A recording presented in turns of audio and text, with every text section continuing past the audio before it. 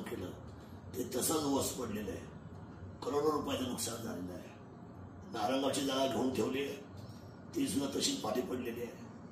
जागेमध्ये व्यवहार कशासाठी तुम्हाला करायचे, काय इंटरेस्ट आहे याच्यामध्ये. त्यामुळे ह्या घेतलेल्या जागेच्या बाबतीमध्ये शेतकऱ्यांची मोठी फसवणूक झालेली आहे, भारत सरकारची फसवणूक झालेली आहे आणि राज्य शासनाच्या शेतकऱ्याच्या पैशाची अशा पद्धतीची भूमिका ठेवणाऱ्या सभापतींच्या बाबतीमध्ये निश्चितच मी महाराष्ट्र राज्याच्या असलेल्या प्रमुख लोकांशी बोलणार आहे. अजितदादांना खरं तर या गोष्टी संजय काळ्यांच्या पटणार नाही, कारण ते संजय काळ्यांना नेहमी त्या ठिकाणी पाठिंबा देत आलेला आहे.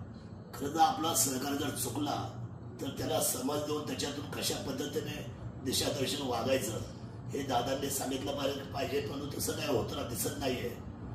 उद्याच्या 21 तारखेला जो मोठा शेतकऱ्यांनी महामोर्चा जो आयोजित केलेला आहे त्याच्यामध्ये आपण कुठल्याही पक्षाची भिडबाड न ठेवता आपण सर्व मंडळींनी याच्यामध्ये सहभागी व्हायला पाहिजे. त्याचं कारण असं आहे की ही जी लढाई आहे ही लढाई अंधागोंदीच्या विरोधातली आहे आणि आता जग खूप शहाणं झालेले आहे.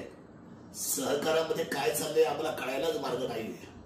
सहकार म्हणजे स्वाहाकार झालेला आहे आणि एक माणसाने मोठं व्हावं आणि थोडेसे त्याच्या पाकिटावर बाकी संचालकाने हो हो म्हणावं. मला नाही वाटत की छत्रपती शिवरायांच्या भूमीला ही आदर्श व्यवस्थेची उंची मिळण्यासारखी आहे.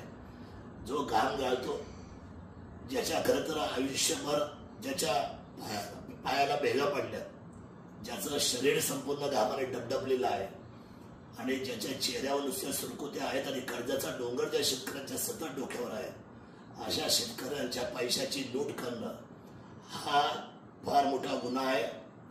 कालच 15 ऑगस्ट झाले. 15 ऑगस्टच्या दिवशी मी आपल्याला सांगितलंय की हे राष्ट्र जर महान करायचं असेल, घडवायचं असेल तर प्रत्येक घटकाने आपलं निस्वार्थीपणे आणि पारदर्शक त्या ठिकाणी योगदान देणं गरजेचं आहे. परंतु सहकार मात्र अतिशय या ठिकाणी कलंकित झालेला आहे. मी आदरणीय देवेंद्रजी फडणवीस साहेब, आदरणीय एकनाथजी शिंदे साहेब, सहकार मंत्री आणि अजितदादांना सुद्धा मी ही गोष्ट अतिशय निकरीने सांगणार आहे. खरं तर आमचं काय कोणाची भांडण नाही, परंतु शेतकऱ्यांच्या सुवर्ण मध्य व्यवस्थेची भूमिका घेऊन चालणाऱ्या महत्वाच्या माणसाने जर अशा पद्धतीचं वागायचं, जे 3-4 लोक जे आहेत त्यांना म्हणतात तुमच्याकडे काही बहुमत नाहीये, तुम्हाला काय करायचं ते करा. मला सभापतींना सांगायचं साहेब, तुमच्या ज्या 4-5-6 जागा आल्या बहुमताच्या त्या 2 मताने, 3 मताने, 5 मताने, 11 मताने आल्या.